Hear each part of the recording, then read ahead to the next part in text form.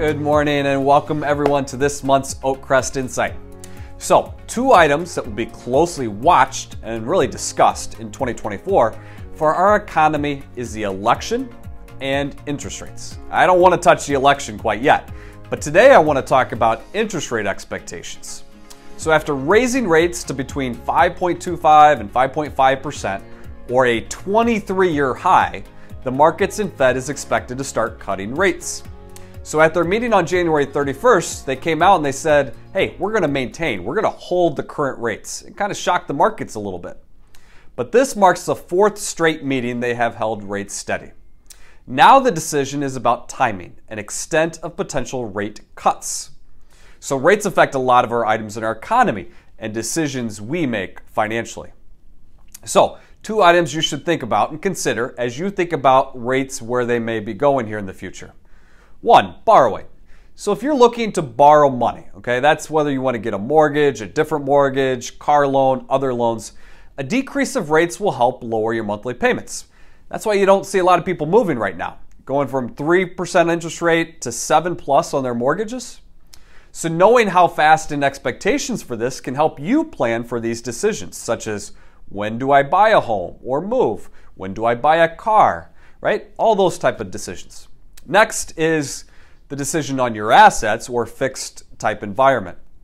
Bank accounts, right? Such as CDs, money markets, other fixed rate assets for your money. As I mentioned, right now we're at a 23-year high on rates. Many of you know that we've discussed with you about CDs, money markets, or taking advantage of these high interest rate environments for your conservative assets given the high rates. We're now using this as expectations on what to lock in before they start coming down, right? So for example, in a year from now, if you have CDs or things in money markets, we're projecting then that as these come due or mature, that we're going to be in a much lower environment than we are today.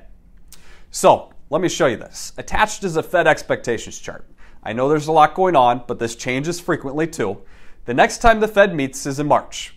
So from this chart, there's a 19.5% expectation or chance the Fed lowers rates by 0.25%. Or in other words, 80% chance they keep them same.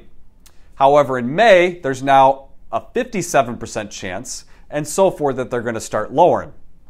So from this chart and the next one here I'm going to show you, you can see what expectations are by the end of the year to be in the low 4%. We're at now over 5. End of 2025, be in the low 3%. That's over a 2% reduction in the next 2 years. So this is something we're watching very closely with the Fed on, how quickly they decide to lower rates. So I hope this gives you some perspective, some thoughts, things to think about on expectations we're seeing for the future of interest rates. We look forward to seeing you next month on OakCrest Insight.